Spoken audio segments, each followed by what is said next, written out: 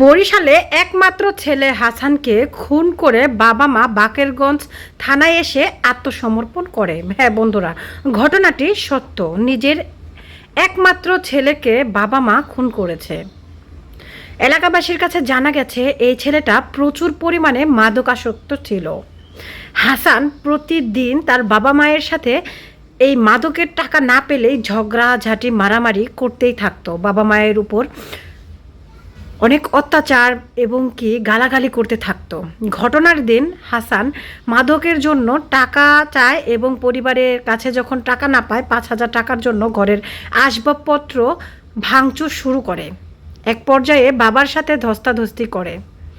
তখন তার বাবা লোহার পাইপ দিয়ে হাসানের মাথা এবং ঘাড়ে এলোপাথারি বাড়ি মারে, আর যার কারণেই ছেলেটা সেখানে মারা যায়।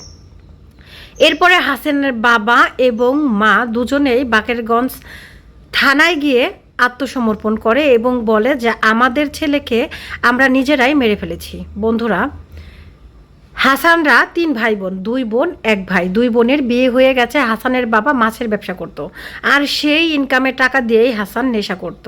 এলাকাবাসী নিজেরাও জানিয়েছেন যে এই ছেলেটা প্রচুর পরিমাণে মাদক আসক্ত ছিল এবং মাদক আসক্ততার কারণে টাকার জন্য বাবা মায়ের সাথে খুবই বাজে ব্যবহার করত।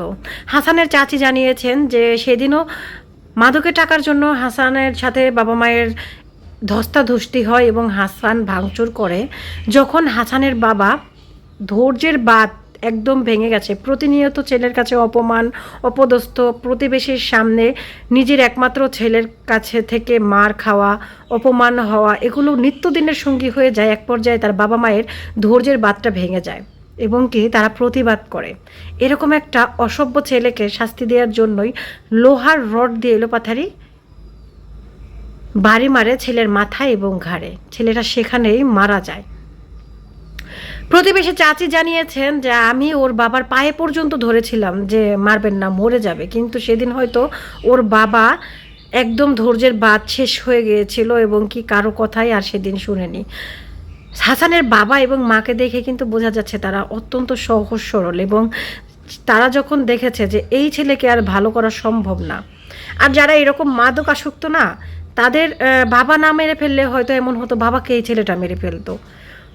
বাবা নিজে আত্মসমর্পণ করেছে এবং হাসানের মৃতদেহকে ময়নাতদন্তের জন্য পাঠানো হয়েছে। ময়নাতদন্তের কাজ শেষ হলে তার পরিবারের কাছে তার লাশ হস্তান্তর করা হবে বলে জানিয়েছে পুলিশ।